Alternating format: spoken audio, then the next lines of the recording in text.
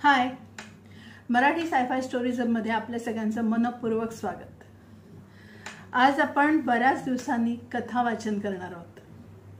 आजची कथा आहे डॉक्टर बाळ फुंडके यांची सारे सज्जन।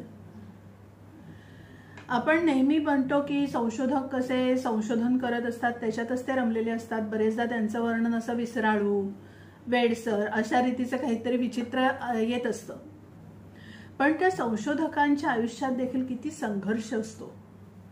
एखादं संशोधन करायचं, त्याच्यानंतर ते जर का पुढे आलं तर त्याच्यानंतर ती लोक कसं वापरतील, त्याचा वापर कसा करतील याच्यावरही सगळं ठरतं। पण ते संशोधन करताना त्यांचे कष्ट असतात, मेहनत असते। त्यातले काही जण आयत्या बिळावर नागोबा असेही असू शकतात।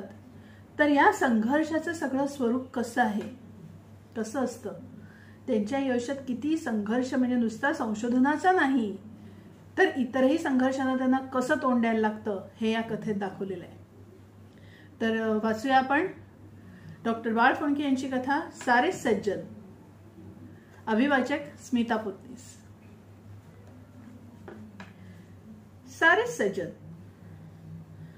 उजव्या हातात कोणीतरी ठेवलेल्या चंदनाच्या छोट्या ढलप्या घेऊन त्या चितेवर ठेवण्यासाठी प्रोफेसर सिंगला पुढे झाले। तशी मिरचंदानीनं आपली नजर त्यांच्यावर रोखली। सिंगलांचे हात थरथरत होतेच, पण त्यांच्या पाठीची कमान वाकायला लागल्याचंही दिसत होतं। केस तर केव्हाच पांढरे झाले होते। मिरचंदानीला आश्चर्य वाटून गेलं। तसं म्हटलं तर तो रोजच सिंगलांना पाहत होता, पण इतक्या अलिप्तपणे त्यानं त्यांच्याकडे बघितलं नव्हतं। नाहीतरी रोजच ज्याची गाठभेट होते अशा व्यक्तीचा असा त्रयस्थपणे पंचनामा आपण करतच नाही। शाळेला सलग वाटलं होतं तितकं हे केसाळ असून ताट नाही राहिलेलं। नाही म्हणता वयाचा परिणाम होऊ लागलेला दिसतोय, रग जिरलेली दिसतीये। सिंगलांच्या वेडावाकड्या कापलेल्या दाढीवरून गळणारे पावसाच्या पाण्याचे थेंब आणि मनगटावरच्या पांढऱ्या केसांची भिजून चिकटून राहिलेली गुंतवळ पाहत मिरचंदानी मनाशीच म्हणाला। सिंगलांची त्याला दया आली, पण क्षणभरच। त्यांच्याविषयी वाटणारी तेढ तेवढ्यात उफाळून वर आली आणि आपल्या भोव्यांवरून वाहणाऱ्या पाण्याच्या ओघळांबरोबर त्यानं सिंगलांबद्दल मनात चमकून गेलेले सहानुभूतीचे विचारही झटकून टाकले। चितेला नमस्कार करून सिंगला येऊन पुढे उभे राहिले। ते त्यांच्या शेजारीच तिकडे चितेला अग्नीही दिला गेला। पावसापासून तिचं रक्षण करण्यासाठी वर पत्र्याचं छप्पर असलं तरी वाऱ्यामुळे पाण्याची झड तिच्यावर पडत होतीच। तरीही ओतलेल्या रॉकेलमुळे तिने पेट घ्यायला सुरुवात केली होती। नशिबानं असा दगा दिल्याबद्दल त्याच्यावर चिडला नाही तुम्ही प्रोफेसर? सणसणीत वॉर्निंग द्यायची नेहमीसारखी का? नशीब तुमच्याकडे रजिस्टर न झाल्यामुळे, कारण नशीब तुमच्याकडे रजिस्टर न झाल्यामुळे हात चोळत स्वस्थ बसावं लागतंय? कुत्सित हसत तुच्छतेने निथळणाऱ्या स्वरात मिरचंदानीनं विचारलं। राजीव शिरोडकरच्या मरणाचा धक्का नाही म्हटलं तरी सिंगलानं बसला होताच। तरी झालं तेच उत्तम झालं। सर्वांचीच यातून व्यवस्थित सुटका झाली असं त्यांना वाटल्यापासून राहिलं नाही। राजीव त्यांचा सर्वात हुशार आवडता विद्यार्थी होता। खरं तर त्यांचं नातं गुरुशिष्याऐवजी मैत्रीचंच होतं। राजीववर त्यांनी आपल्या साऱ्या अपेक्षा आकांक्षा केंद्रित केल्या होत्या, पण त्यांची ती महत्वाची कल्पना चोरून त्यांच्यापासून लपवून त्यांना स्वतंत्र काम करायला सुरुवात केली आणि त्या मैत्रीचं रूपांतर कडव्या स्पर्धेत झालं। स्पर्धा कसली, अघोषित युद्धच होतं ते। राजीव आपल्याशी अशी दगाबाजी करेल असं त्यांना स्वप्नातही वाटलं नव्हतं। त्यामुळेच त्याच्या फितुरीचा खात्रीलायक पुरावा मिळाला तेव्हा ते भडकून उठले। दुसरा कोणी असता तर त्या क्षणीच त्यांनी त्याला लाथा मारून हाकलून दिलं असतं। पण राजीव हा वसंत शिरोडकरांचा मुलगा आहे हे त्यांना विसरता येत नव्हतं। त्यामुळे जागच्या जागी चरफडत राहण्याशिवाय आपण काहीच करू शकत नाही हे जाणून ते अधिकच अस्वस्थ झाले होते। स्वतःच्या त्या वांझोट्या रागाचीच त्यांना चीड आली होती। तुझं तळपट होईल असं हाताची बोटं मोडीत म्हणणाऱ्या एखाद्या म्हातारीसारखं त्यांचं मन त्या दिवसापासून राजीवला शिव्याशाप देत राहिलं होतं. तरीही त्याची अशी अखेर व्हावी, पुरती उमलण्यापूर्वीच त्याच्या जीवनाची कळी कायमची कोमेजून जावी असं त्यांना कधीच वाटलं नव्हतं. पण मीरचंदानीसारखी माणसं ते खरं मानणार नाहीत आणि त्याच्या मृत्यूला आपणच जबाबदार आहोत असं निदान आपल्या पाठी म्हणत राहतील याची त्यांना खात्री होती. ते आपल्या कानी पडावं अशीही त्याची धडपड राहील याविषयी त्यांना शंका नव्हती. तरी मी त्याला नेहमी सांगत होतो, उगीच एवढी फास्ट गाडी चालवू नकोस म्हणून. मीरचंदानीच्या कुत्सितपणाकडे दुर्लक्ष करत सिंगला म्हणाले, कधीतरी असा भयानक ऍक्सिडेंट होईल अशी भीती मला सतत वाटत होती. खैर, जो होना था सो हो गया. त्याचे पेपर्सच आता त्याच्या पाठी राहणार आहेत, त्याला अमर करणार आहेत. चितेला हात जोडून नमस्कार करत त्यांनी तिथून जाण्यासाठी पाऊल उचललं आणि तेवढ्यात परत वळून हलक्या आवाजात कुजबुजल्यासारखं ते मीरचंदानीला म्हणाले, उद्या वेळ मिळाला तर माझ्या ऑफिसमध्ये ये. राजीवच्या गेल्या 2 महिन्यातल्या नोट्सवर जरा बारकाईनं नजर टाकूया. मला वाटतं आपल्या कामाविषयी तुझ्याशिवाय दुसऱ्या कोणाकडेच तो फारसं बोलत नसे. Isn't it? सिंगलांविषयी मीरचंदानीला वाटणारी चीड एकदम उफाळून वर आली. वळून त्यांच्या नजरेला नजर भिडवत तो जोरात म्हणाला, मशनात जा प्रोफेसर सिंगला, मशनात जा. आपण कुठे आहोत याचंही भान त्याला राहिलं नाही. तो नेमकं काय बोलला हे जरी व्यवस्थित ऐकू आलं गेलं नसलं तरी त्याच्या चढलेल्या आवाजानं इतरांचं लक्ष त्या दोघांकडे गेलंच. सिंगलांना त्यामुळे ओशाळल्यासारखं झालं. तरी मीरचंदानीच्या ते गावीही नव्हतं. ताड ताड पावलं टाकत तो तिथून निघून गेला. चष्म्याच्या काचा पुसण्याचं निमित्त करून सिंगला थोडा वेळ तिथंच रेंगाळले. इतरांना त्यांनी थोडं पुढे जाऊ दिलं. बाहेर पडून आपल्या गाडीकडे ते जाऊ लागले.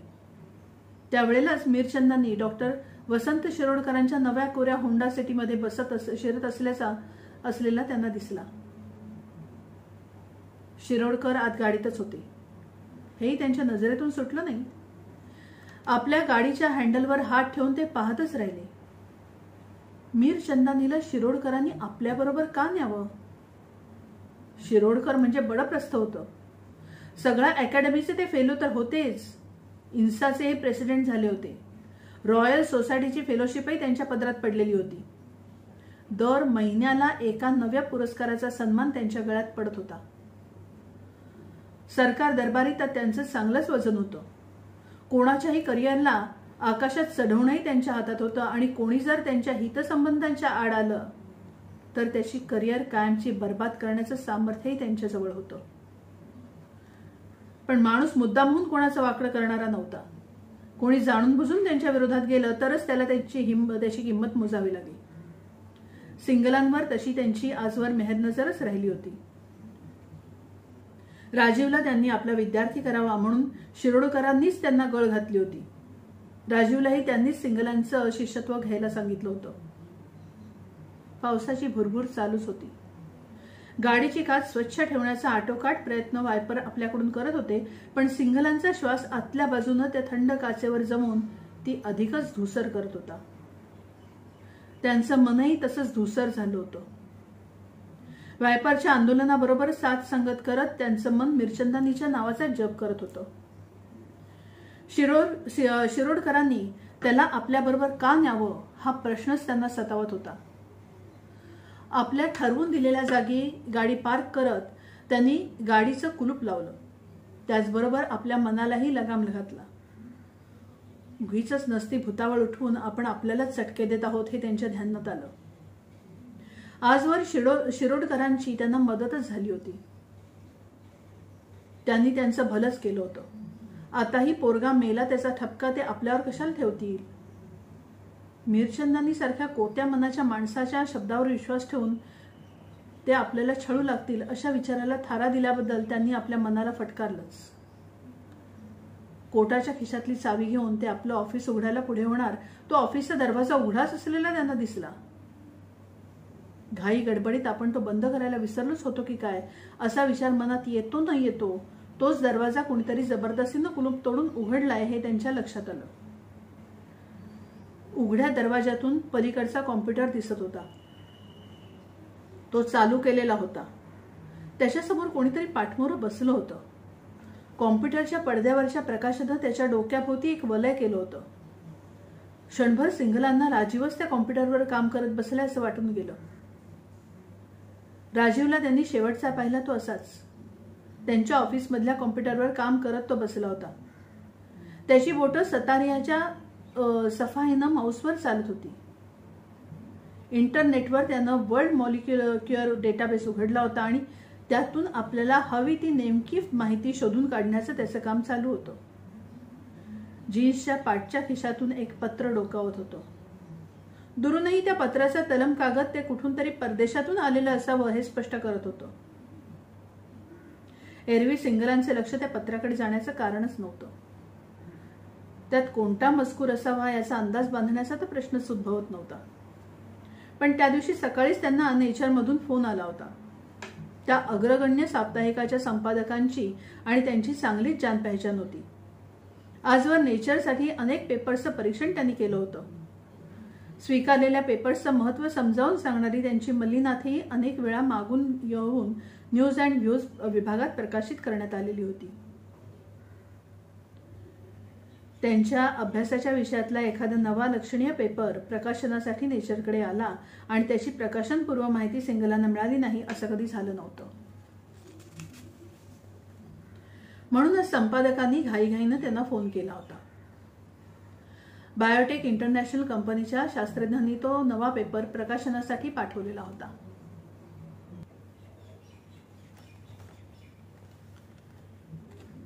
अजून तो परीक्षणासाठी पाठवायचा असला तरी वरवर पाहता संपादकांना तो प्रकाशन योग्य आणि महत्त्वाचा वाटला होता. त्यावर मल्लीनाथी करण्यासाठी सिंघलांकडे पाठवण्याचा त्यांचा विचार होता. त्यासाठी पूर्वानुमती घेण्याकरता त्यांनी सिंघलांना कॉन्टॅक्ट केलं होतं. फोनवर अर्थात पेपरचा सगळाच तपशील सांगणं शक्यच नव्हतं.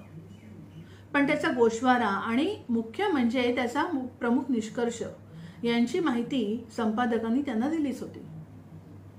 गेले काही महिने सिंघलांच्या कानावर त्याविषयीच्या वावड्या पडतच होत्या. त्या पेपरमुळे त्या खऱ्या असल्याचा पडताळा मिळाला होता. जर कोणत्याही सामान्य पेशीत टेलोमरेज या विकाराला कार्यान्वित केलं गेलं तर ती पेशी वृद्धत्व टाळून अमर होऊ शकते हेच बायोटेकमधल्या शास्त्रज्ञांनी सिद्ध करून दाखवलं होतं. संशोधन एक नवी संकल्पना रुजवणारं क्रांतिकारी होतं. यात शंकाच नव्हती. पण आणि कर्करोगाच्या पेशी सोडल्या तर कोणत्याही पेशीचं आयुष्य मर्यादितच असतं, ती अमर नसते. त्यामुळेच त्या पेशीपासून बनलेला प्राणीही अमर नसतो. त्यालाही म्हातारपणाच्या यातना सहन कराव्या लागतात आणि त्याच्या आयुष्याला पूर्णविरामही मिळतो.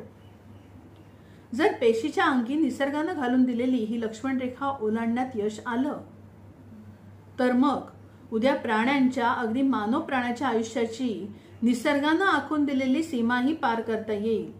त्याच्या आयुष्याची दोरी तुटणारच नाही अशी व्यवस्था करता येईल. पेपर अतिशय खळबळ माजवणारा यात शंकाच नव्हती. सिंघलांच्या मनात उडालेली खळबळ मात्र वेगळ्या प्रकारची होती. पेशींमध्ये टेलोमरेजला कार्यान्वित करणारी आज्ञावली कशी घुसवायची याची मूळ कल्पना सिंघलांची होती. ती निदान प्रयोगशाळेमध्ये यशस्वीरित्या राबवता येते याची खात्री त्यांनी प्रयोगानिशी करून घेतली होती. त्याचं प्रकाशन मात्र त्यांनी टाळलं होतं. मोठ्या प्रमाणावर त्याचा उपयोग करता येईल असं तंत्रज्ञान विकसित करण्यावर त्यांचा भर होता. ते संपूर्ण विकसित झालं की त्याचं पेटंट घ्यायचा त्यांचा विचार होता. त्याच्या स्वामित्व हक्कापोटी मोठं घबाड हाती लागणार होतं. त्यातलं बरंचसं इन्स्टिट्यूटच्या पदरात पडलं तरी जो काही हिस्सा त्यांच्या आणि राजूच्या वाटेला आला असता तोही भरघोस राहिला असता. इन्स्टिट्यूट त्यांची कायमची ऋणी राहिली असतीच आणि मान सन्मान मग आपोआप चालून आले असते. पण राजीव त्यांना डावलून ते तंत्रज्ञान बायोटेकला विकण्याचा विचार करतो आहे अशी कुजबूज होती. त्यांच्याही कानावरती आल्यापासून राहिली नव्हती. राजीवला समक्ष विचारायचा त्यांना धीर होत नव्हता. तो अशापैकी नाही, आपल्याला फसवणार नाही असं त्यांना वाटत होतं. पण समजा या सगळ्याने अफवा निघाल्या आणि राजीव तसले काहीतरी उपद्व्याप करत नसल्याचं सिद्ध झालं, तर मग त्याच्यावर खोटाळ घेतल्याबद्दल वसंत शिरोडकरांची काय प्रतिक्रिया होईल याचाही विचार त्यांना सतावत होता. तरीही राजीव पूर्वीसारखा आपल्याशी मोकळेपणानं बोलत नाही, आपल्या कामाचा तेवढा सविस्तर अहवाल आपल्याला देत नाही. त्याच्या आणि मीरचंदानीच्या बैठका वाढू लागल्या आहेत. पेशींच्या बाह्य आवरणामधली प्रथिनं एकमेकात कशी गुंतलेली असतात आणि ती गुंतवळ सोडवण्याचे कोणते मार्ग आहेत याबद्दलच्या पेपर्सचे त्याच्या टेबलावर ठीक पडले आहेत. हे सिंगलांच्या नजरेतून सुटलेलं नव्हतं. संपादकांच्या फोनमुळे निर्णायक पुरावा हाती लागला होता. राजीव त्यांना आणि इन्स्टिट्यूटलाही डावलून बायोटेक कंपनीबरोबर परस्पर व्यवहार करत होता. पेशींमध्ये टेलोमरेज कार्यान्वित करण्याचं तंत्रज्ञान कंपनीला विकण्याचं कॉन्ट्रॅक्ट करण्याच्या दिशेनं वाटचाल करत होता. आताही तो त्यांच्या कॉम्प्युटरवरूनच हवी ती माहिती बिनतिकत मिळवत होता. आपण काय करतो आहोत त्याची लाजही त्याला वाटत नव्हती. पुढं होऊन त्याला बदडून काढावं, किमान पक्षी त्याची खरमरीत हजेरी घ्यावी अशी जबरदस्त इच्छा त्यांना झाली. ते पुढं होणार तोच त्यांना आठवलं. ते स्मशानातून परत येत होते. राजीवच्या चितेवर त्यांनी आपल्या हातांनी चंदनाच्या ढलप्या ठेवल्या होत्या. त्याचा मृतदेह त्यांनी आपल्या डोळ्यांनी पाहिला होता.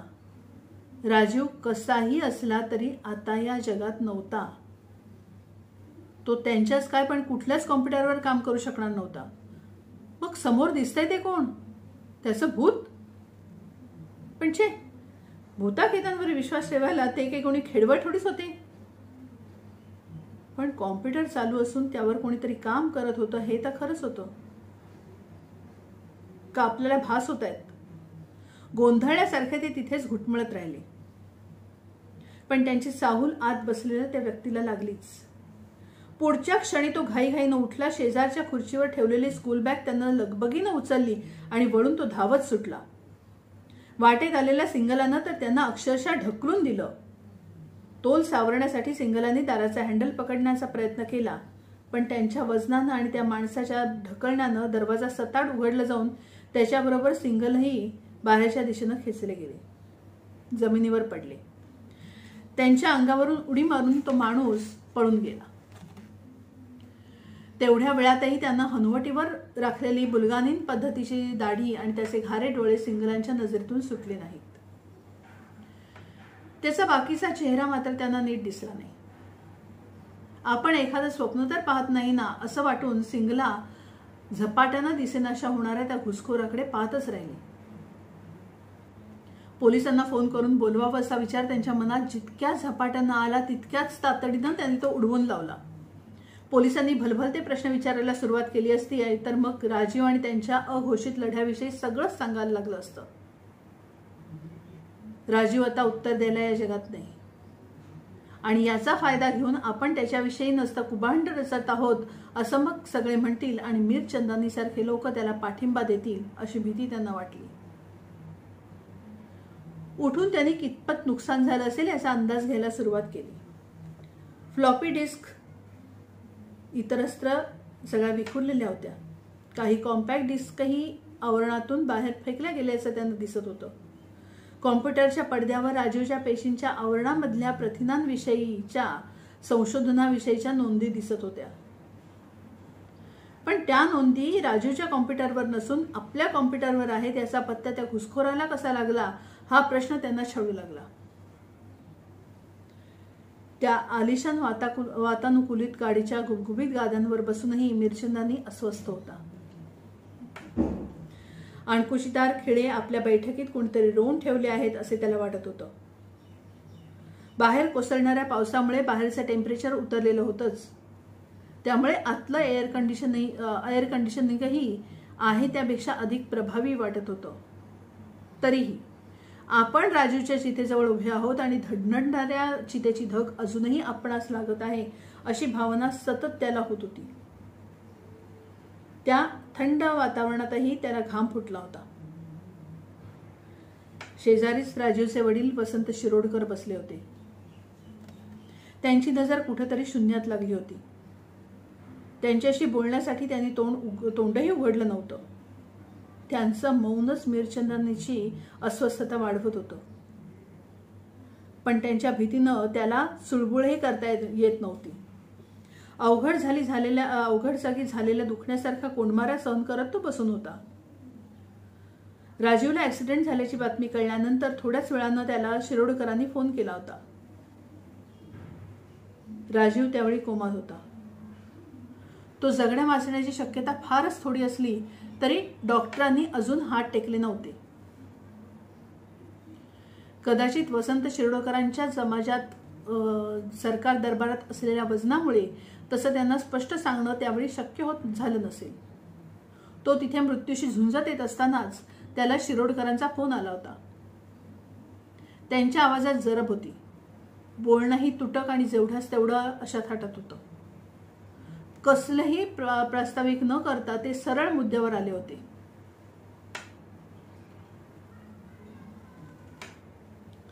राजीवच्या बायोटेक कंपनी बरोबरच्या व्यवहारांची तुला काय माहिती आहे?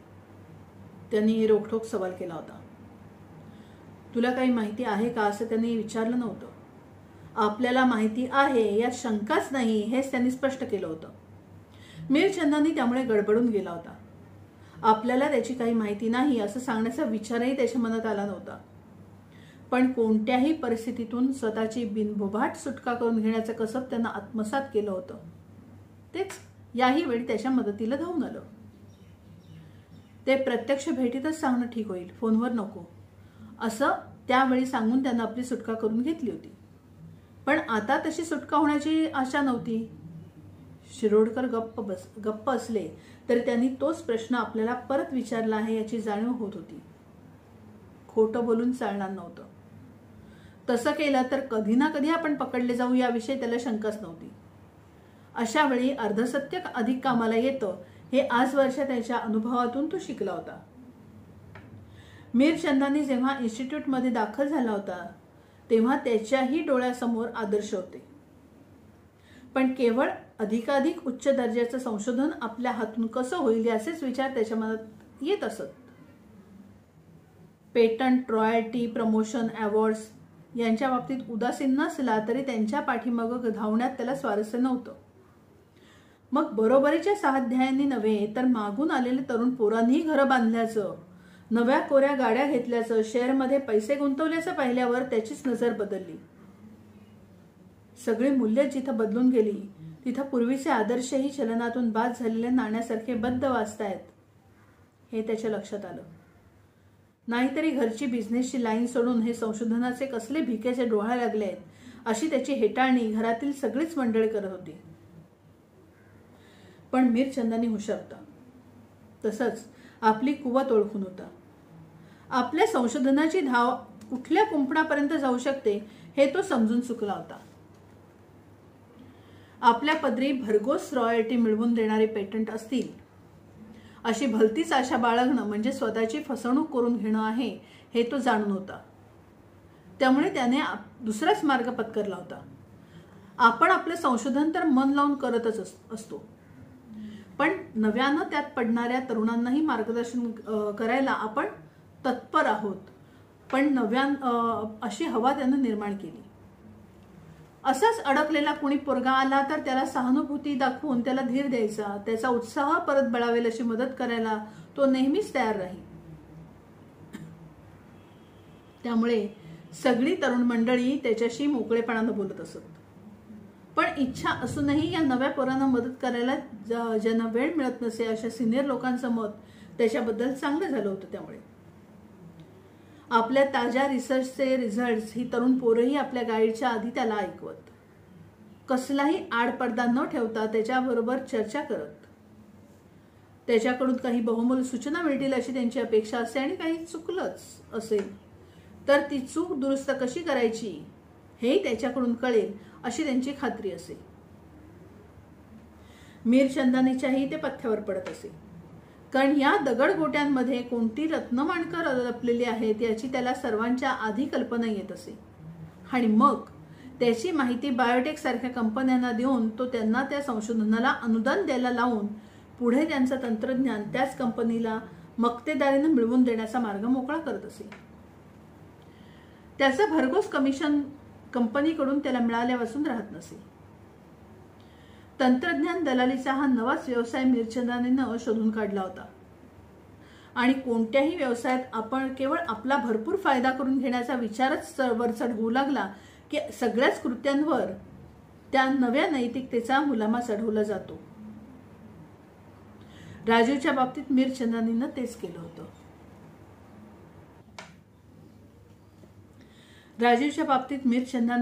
केलं होतं. टेलोमरेज बद्दलच्या मूळ कल्पना सिंगलांच्या असल्या तरी त्यावरचे प्रयोग राजीव करत होता. त्यामुळे या प्रयोगांमधल्या रिझल्ट्स बद्दल राजू सिंगलांच्या आधी मिरचंदानीशी बोलला होता. त्या रिझल्ट्सचं खरं महत्व त्याच्या त्यावेळी लक्षात आलं होतं. मग प्रचंड घबाड आपल्या हाती लागू शकतो याची त्याला खात्री पटली होती. आजवर जरी आपण भरपूर कमाई केली असली तरी त्यावेळच्या कामगिरीमध्ये आणि आता राजीव करत असलेल्या संशोधनामध्ये क्लब मॅच आणि इंटरनॅशनल टेस्ट मॅच इतका फरक आहे हे त्याच्या सराईत नजरेनं तेव्हाच टिपलं होतं. नेहमीच्या वाटेनं गेलं तर राजीवच्या आणि त्याच्याही पदरात काही मामुली तुकडेच पडतील. सगळा मलिदा इन्स्टिट्यूट खाऊन जाईल हे त्यानं ओळखलं होतं. त्यामुळे धोपट मार्ग टाळून इन्स्टिट्यूट सिंगला या सगळ्यांना डावलून परस्पर बायोटेक कंपनीबरोबर संधान बांधायला इन्स्टिट्यूट सिंगला या सगळ्यांना डावलून परस्पर बायोटेक कंपनीबरोबर संधान बांधायला त्यानंच राजीवला तयार केलं होतं. आपल्याला या व्यवहारातून जबरदस्त कमिशन मिळणार आहे याचा राजीवला सुगावाही लागू न देता त्यानं कंपनीला त्याच्याशी स्वतंत्रपणे करार करता येईल अशी व्यवस्था केली होती. तंत्रज्ञान संपूर्ण विकसित होईपर्यंत राजीव त्याच्या रिझल्ट्सशी कोणाही बरोबर अगदी सिंगलांबरोबर सुद्धा वाच्यता करणार नाही अशी अट बायोटेकनं राजीवला घातली होती.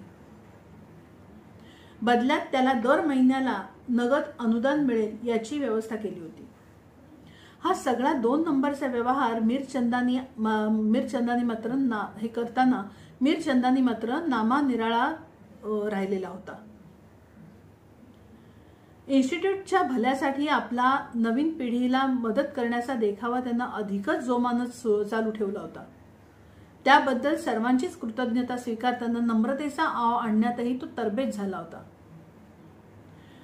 पण संशोधन प्रायोगिक टप्पा ओलांडून तंत्रज्ञानात रूपांतरित करण्याची पायरी जवळ येत चालली तशी राजीवची चलबिचल होऊ लागली.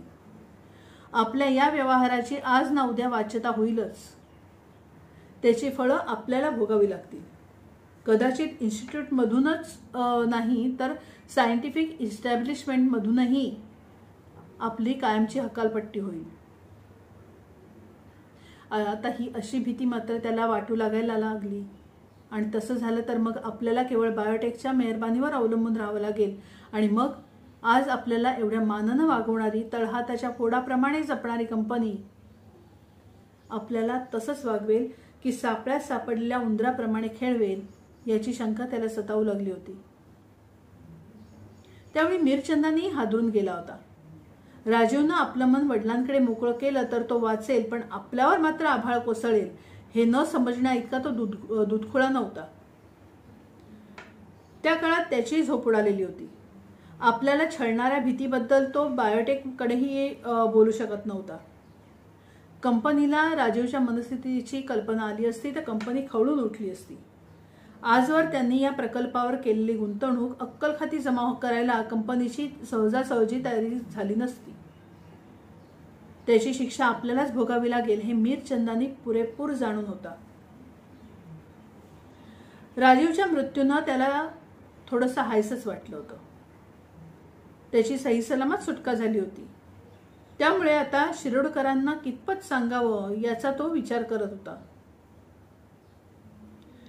त्यामुळे आता हे सगळं सांगण्याची गरज तर पडणार हे त्याला समजलं होतं. पण शिरोडकरांना दुसरीकडून किंवा राजीवकडूनही कितपत माहिती मिळाली याचा त्याला अंदाज येत नव्हता. म्हणूनच तोही गप्प बसून होता. आता आपण बोलायला सुरुवात केल्याशिवाय ही कोंडी फुटणार नाही हे मिरचंदानीला कळून चुकलं. अडखळत त्यानं सांगायला सुरुवात केली. तसं पाहिलं तर ओरिजिनल कल्पना सिंगलांचीच होती पण राजीव त्यावर काम करत होता. मिळालेले रिझल्ट पाहून तो भलताच एक्साइट झाला होता. शिरोडकरांची काहीच प्रतिक्रिया न झाल्याचे पाहून त्याला धीर आला होता. त्याची जीभ मोकळी झाली होती. यातून रिव्हॉल्युशनरी टेक्नॉलॉजी उभी राहू शकेल असं त्याला वाटू लागलं होतं आणि त्या टेक्नॉलॉजीचा समाजाला जितका लवकर फायदा मिळेल तितकं चांगलं असं त्याला वाटत होतं. समाजाचं ऋण आपण फेडलं पाहिजे अशी त्याची ठाम समजूत होती. पण सिंगला ते काकू करत होते. का असं करत होते, का असं त्याला वाटत होतं किंवा ते का असं करत होते ते काही कळलेलं नव्हतं. म्हणून ती टेक्नॉलॉजी समाजाला ताबडतोब उपलब्ध करून देणाऱ्या कोणाच्या तरी शोधात तो होता. बायोटेक कॉर्पोरेशनची आपल्याला मदत होऊ शकेल असं त्याला वाटत होतं. बायोटेक कॉर्पोरेशनची मदत घ्यायला थेट संपर्क साधणं धोक्याचं हे त्याला समजत होतं. पण सिंगलांच्या ॲटिट्यूडमुळे त्याचा नाईलाज झाला होता. त्याची ओढाताण पाहून मी त्याची आणि बायोटेकची गाठ घालून दिली. इतका वेळ आपली नजर समोर लावून बसलेल्या शिरोडकरांनी एकच जळजळीत कटाक्ष त्याच्याकडे टाकला आणि परत आपली नजर वळवून त्यांनी गाडीच्या खिडकीतून बाहेर पाहायला सुरुवात केली. माझ्यापासून राजीवनं कधीच काही लपून ठेवलेलं नव्हतं. अलीकडे मात्र तो मला दुरावास चाललाय, माझे विचार त्याला पटत नाहीत, माझ्यापासून तो काहीतरी लपवतोय हे मला समजलं होतं. सिंगला त्याला जबाबदार आहेत, अशी माझी समजूत झाली. I am glad to know that I was wrong, ते म्हणाले आणि त्यांनी ड्रायव्हरला गाडी थांबवायला सांगितलं. सिंगला समोरच्या कॉम्प्युटरच्या पडद्यावरच्या आकड्यांकडे पाहत होते. आपली ओरिजिनल आयडिया प्रत्यक्षात खरी ठरत असल्याचा पुरावा त्यांना दिसत होता. त्यांना विषण्ण करत होता. परत एकदा नशिबानं आपल्याला चकवलंय याची जाणीव करून देत होता. पूर्वी एकदा असंच एक महत्त्वाचं संशोधन पूर्ण झालं होतं. ते झालेलं असतानाच त्याच कल्पनेवरचा पेपर दुसऱ्याच कोणीतरी नेचरमध्ये प्रकाशित केलेला त्यांनी पाहिला होता. त्यांचाही पेपर प्रकाशित झाला होता, त्याचाही बोलबाला झाला होता, पण त्या शोधाचं श्रेय त्या दुसऱ्याच्या नावावर गेलं होतं. आपण फक्त त्याच्या पालखीचे भुई ठरलो होतो. ही आठवण परत एकदा त्यांच्या काळजात कळ उमटून गेली. आताही आपल्याच विद्यार्थ्यांना आपल्याला दगा दिला, पैसा सोडाच, पण श्रेयही आपल्या हातून हिरावून घेतलं. वर त्याबद्दल कोणाकडे बोलायची चोरी. रागानं त्यांनी हातातली फ्लॉपी जोरानं जमिनीवर आदळली आणि ते दचकले. फ्लॉपी फुटल्याचा आवाज फोनच्या पेरीसारखा कसा आला असा विचार ते करत असतानाच खरोखरच फोन वाजतोय याची त्यांना जाणीव झाली. नाईलाजानं घेतल्यासारखा त्यांनी रिसिव्हर उचलला. हॅलो, इज दॅट प्रोफेसर सिंगला? पलीकडून कोणातरी बाईचा आवाज येत होता. येस, सिंगला स्पीकिंग. मी रिबेका थॉर, अमेरिजिन कॉर्पोरेशनची व्हाईस प्रेसिडेंट. आमचे चीफ सायंटिफिक कन्सल्टंट डॉक्टर वसंत शिरोडकर यांनी मला तुमच्याशी बोलायला सांगितलंय. तुमचा रिसर्च अतिशय महत्त्वाचा असल्याचं ते म्हणाले. We would be interested in talking to you. You would find it extremely profitable to you. Amerigen म्हणजे बायोटेकचे कॉम्पिटिटर्स. त्यांना माझ्याशी बोलायचे म्हणजे शिरोडकरांनी त्यांना टेलोमरेजबद्दल माहिती दिली असणार. सिंगलांचं मन समोरच्या कॉम्प्युटरपेक्षाही अधिक वेगानं धावत होतं आणि रिबेका थॉर्प बरोबरच्या भेटीत त्यांची अटकळ खरीच ठरली.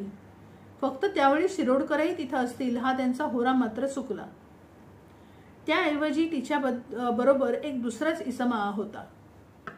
त्याची बुलगानीन पद्धतीची दाढी आणि खारे डोळे मात्र सिंगलांना बरंच काही सांगून गेले. Let me not beat about the bush, Rebecca म्हणाली. Rajiv Shirodkar is dead. Shocking.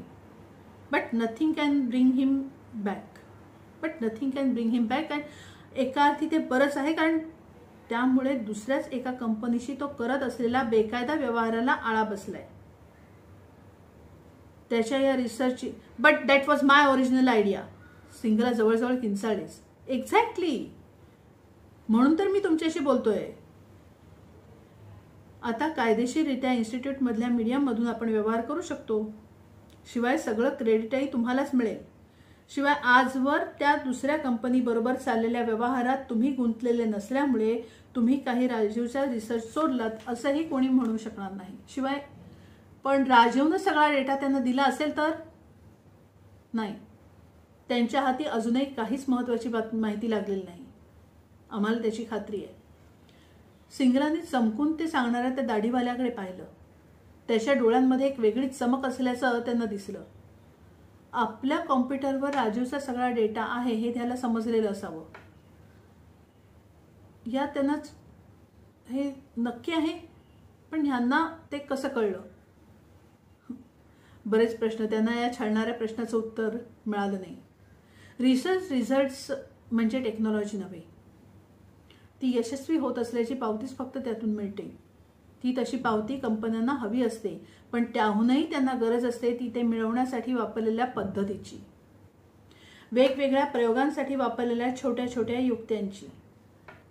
पाककृतीत मीठ चिमटी एवढं घालायचं की चमचाभर हे महत्त्वाचं असतं.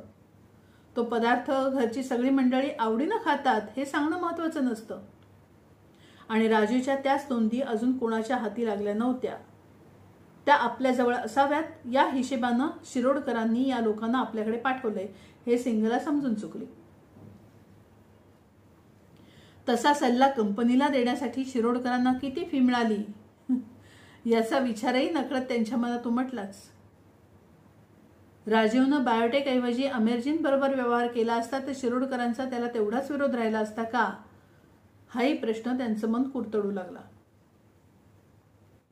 त्या मीटिंगहून परतताच सिंगलांनी राजीवच्या टेबलाचे खण धुंडाळायला सुरुवात केली. राजीवनं आपल्यापासून बरंच काही लपून ठेवलं असलं तरी आपल्या कामाच्या नोट्स ठेवण्याबाबत तो काटेकोर होता, शिस्त पाळणारा होता हे सिंगला जाणून होते.